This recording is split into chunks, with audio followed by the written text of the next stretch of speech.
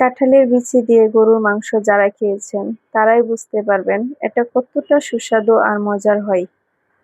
অল্প একটু মাংস দিয়ে খুব সহজেই সবার পছন্দের এই রেসিপিটি তৈরি করে ফেলা যায়। হ্যালো ভিউয়ার্স, আসসালামু আলাইকুম। একটি পাতিলে পরিমাণ মতো রান্নার তেল নিয়েছি, তাতে হাফ কাপের মতো পেঁয়াজ কুচি দিয়ে দিচ্ছি। পেঁয়াজ একটু নরম হয়ে আসলে 1 টেবিল চামচ করে আদা রসুন পেস্ট দিয়ে দিচ্ছি। এগুলো একটু তেলে কষিয়ে নিচ্ছি যাতে আদা রসুনের কাঁচা গন্ধটা চলে যায়। এখন একে একে গুঁড়া মশলাগুলো দিয়ে দিচ্ছি। আমি সবসময় হলুদ মরিচের গুঁড়ো আগে কয়েক সেকেন্ড তেলে কষিয়ে নিই, এতে হলুদের গন্ধ মরিচের ঝাঁজ অনেকটা কমে যায়।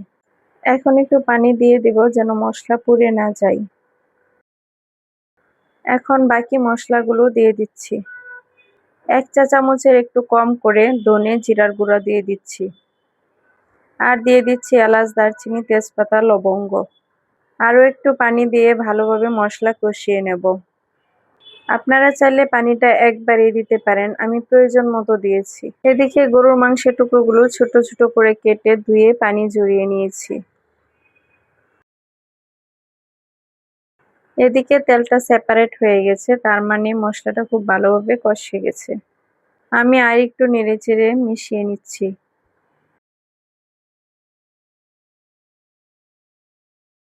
দেখতেই পাচ্ছেন মশলাটা খুব ভালোভাবে কষানো হয়ে গেছে।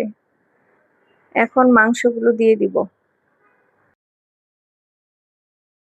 মাংস মশলার সাথে ভালোভাবে মিশিয়ে নেব।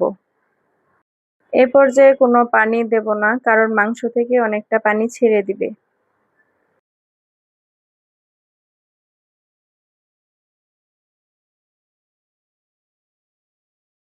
মাংস মোটামুটি কষানো হয়ে গেছে। এখন কাঁঠালের বিচিগুলো দিয়ে দিচ্ছি।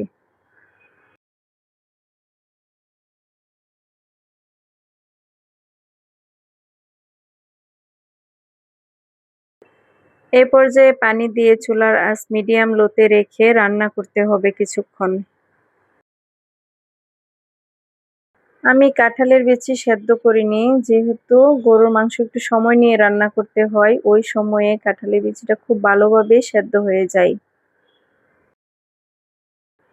আবারও তেলটা সেপারেট হয়ে গেছে, সবকিছু ভালোভাবে কষানো হয়ে গেছে। এই পর্যায়ে ঝোল বা গ্রেভির জন্য পানি দিয়ে দেব। আমি প্রায় 2.5 কাপের মতো পানি দিয়েছি।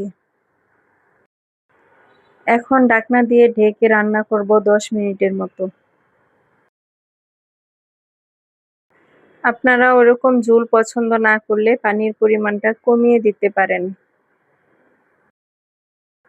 রান্না শেষের দিকে কয়েকটা কাঁচা মরিচ আগা কেটে দিয়েছি, এতে ফ্লেভারটা খুব ভালো আসবে। চুলা থেকে নামানোর আগে সামান্য ভাজা জিরার গুঁড়া দিয়ে দিচ্ছি। আরও 4-5 মিনিট ঢেকে রান্না করব। আমি আজকে একটু ঝোল ঝোল করে রান্না করব, তাই একটু ঝোল থাকা অবস্থাতে চুলার আঁচ বন্ধ করে দেব, কারণ রান্নার পরে কাঁঠালের বিচি অনেকটা ঝোল টেনে নেয়। তো হয়ে গেল আমার কাঁঠালের বিচি দিয়ে মজাদার গরুর মাংস রান্না। আমি পরিমিত তেল মশলায় রান্না করেছি, যাতে ছোট বড় সবাই মজা করে খেতে পারে। কেমন লাগলো আমার এই রেসিপিটি? যদি ভালো লাগে তো বাসায় একদিন রান্না করে দেখবেন, সবাই খুব পছন্দ করবে। সবাই ভালো থাকবে।